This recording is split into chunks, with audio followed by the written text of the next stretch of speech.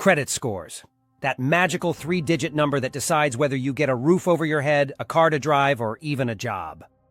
And of course, we all know the system is totally fair, transparent, and has absolutely nothing to do with making banks richer, right? Go ahead. Tell me that with a straight face so I can laugh at you. Even shopping around for the best interest rate somehow makes you a risk. A risk? Yeah, it's a risk, all right. The risk of being a customer with half a brain. And in their world, that's the real crime. Let's get one thing clear. Credit reporting companies don't work for you. You're not their customer. You're their product. The real customers are the banks, landlords, and insurance companies who pay for your data. You're just the raw material they package up and sell. And the rules? Forget about it. The scoring formulas are secret. They change without warning, and the logic behind them would make Kafka proud. You pay off a loan early? That can hurt your score. You shop around for a better interest rate? That's risky behavior. But keep a nice revolving balance that makes the bank's money? Oh, suddenly you're a model citizen. See the pattern? As an example, I have several lines of credit, and I had the opportunity, so decided to pay them all off except one. I was trying to make things a little easier because it was becoming a chore to keep up with. Not only did I pay off the other cards, but dropped my overall debt by 20%. That caused a 16-point credit score drop in 1 month. Why? Because I'm no longer using enough credit, and the credit I am using is now more than 30% of that specific card's credit limit. How much more? 6%. Which seems to suggest that what they want is for me to use lots of credit, so long as it's across multiple credit lines.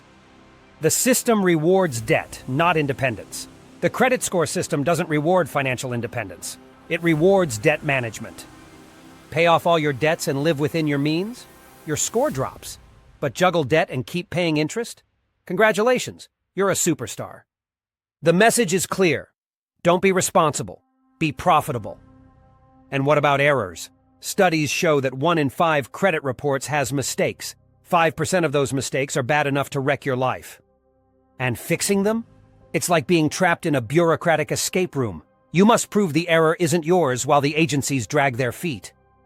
Meanwhile, your loan gets denied, your apartment application gets trashed, and your insurance premiums skyrocket.